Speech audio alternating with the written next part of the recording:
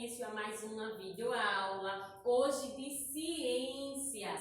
Nós vamos ver aí a continuaçãozinha sobre os animais, né? Nós já vimos que os animais, eles são seres vivos que nascem, que crescem, que se alimentam, que podem reproduzir e que morrem, né? É o ciclo da vida, não é verdade?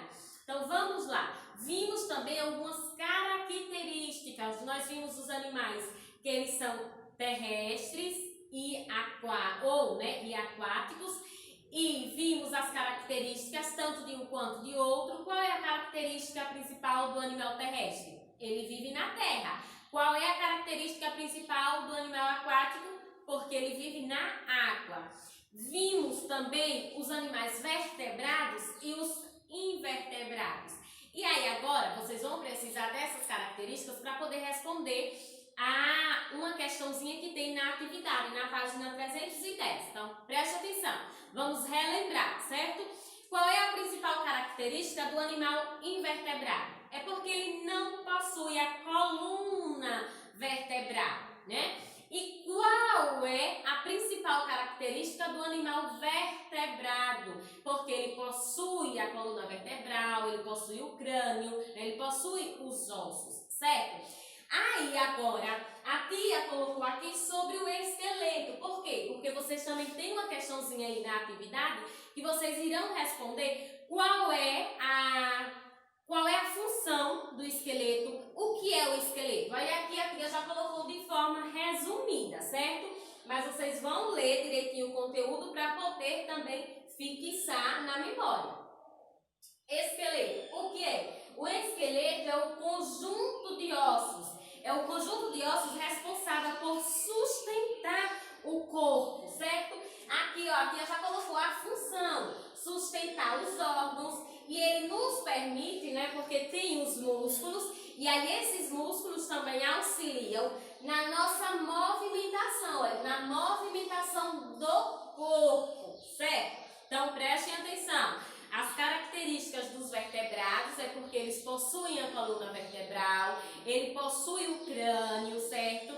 E aí, em relação ao esqueleto, o que é o esqueleto? O esqueleto é o conjunto de ossos responsável por sustentar os órgãos e através dos músculos ele nos permite a movimentação. Nós conseguimos nos abaixar, levantar, correr, permite, né, ao ser vivo, vertebrado, né, que haja movimentação no seu corpo. Agora, em relação às interações alimentares entre os seres vivos, nós temos aqueles seres vivos que são chamados de produtores e temos aqueles que são chamados de consumidores. Qual é o ser vivo considerado como produtor e qual é o considerado consumidor? Preste atenção, isso é em relação às características alimentares. Os produtores são aqueles que têm a capacidade de produzir o seu próprio alimento. Como exemplo é as plantas, né? Através da fotossíntese, elas produzem o seu próprio alimento. Já os consumidores são aqueles que não produzem o seu próprio alimento, certo? E aí, em relação aos consumidores, nós temos os herbívoros, nós temos os carnívoros e temos os onívoros. Então, observem aí, olha. Os herbívoros são aqueles animais que consomem, não é consumem não, gente. São aqueles animais que consomem plantas. Os carnívoros são aqueles que se alimentam de carnes, certo? E quais são os animais onívoros? São aqueles que tanto se alimentam de carne quanto se alimentam de plantas. A tia vai repetir para poder fixar. Os animais, preste atenção, os animais herbívoros são aqueles que se alimentam de plantas. Os animais carnívoros são aqueles que se alimentam de carnes.